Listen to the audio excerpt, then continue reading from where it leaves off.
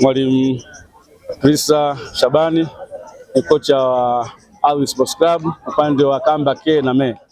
Kwa ujumla tumefika Njombe salama, lakini tulianza mazoezi yetu katika shule ya Dodoma Sekondari mkoani Dodoma kwa maandalizi ya mashindano haya ya Mei Mosi.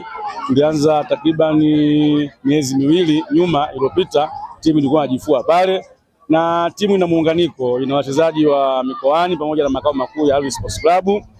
Lakini kikosi cha safari hii kimekuwa kizuri sana, kimeboreka sana tofauti na kikosi cha mwaka jana tulioshiriki mashindano ya Mei Mosi pamoja na Shimiyu.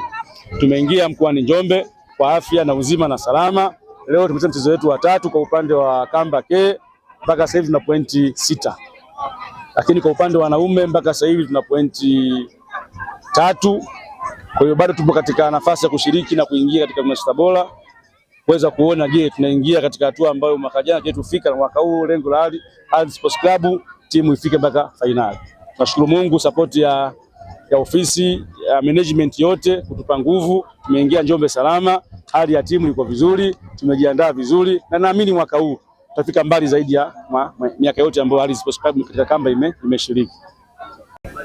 Asante. Kwa jina naitwa TP Asmani Simba, ni afisa mpango miji kutoka jiji la Mwanza, lakini kwenye timu yetu hii ya Kamba Me mimi ni kapteni msaidizi. Tuko kambi hapa Njombe mjini. Tumecheza mashindano haya vizuri, maandalizi yameenda vizuri. Tumecheza mechi 3, tumeshinda mechi 1, tumedraw mechi 1 na tumepoteza mechi 1, lakini bado tuko kwenye nafasi ya kuendelea kwenda hatua ya mtoano, maana kesho Jumapili tuna mechi ya mtoano sisi na TPDC, na inshallah Mungu atajaza heri tunaweza kufuzu kwenda hatua ya mtoano. Mashindano yako vizuri, timu zimejipanga, hasa sisi Alwi tuko vizuri, tumejipanga, timu ina morali, hasa timu yetu ya Kamba wanaume. Asante. Okay, mimi naitwa Tatu Joseph Simba, ni mchezaji wa timu Kamba, Wizara ya Ardhi. Kwa kweli mpaka sasa tunamshukuru Mungu. Tumecheza michezo 3 na hatujapoteza hata mmoja. Mchezo wa kwanza tumeondoka na pointi zote 2, mchezo wa pili tumetoa draw, mchezo wa 3 leo tumeondoka na pointi zote 2.